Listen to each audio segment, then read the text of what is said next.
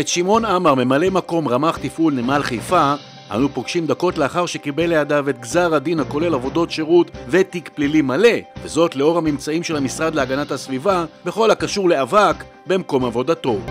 אני פושע, אני רצחתי, אני מסתובב עם תגיד של פושע, העמידו אותי למשפט, ואת הסגן שלי שהחליף אותי, לקחו אותו כעת תביעה נגדי.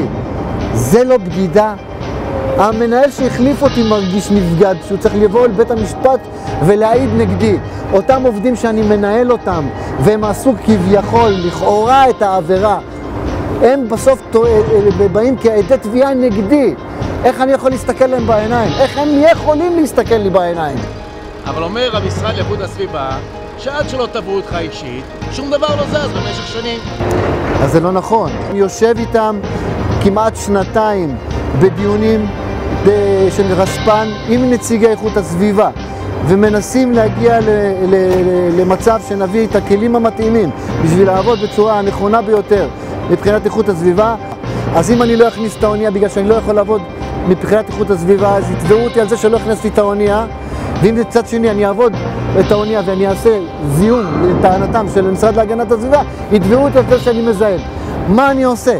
אני עומד בין הפטיש לסדן.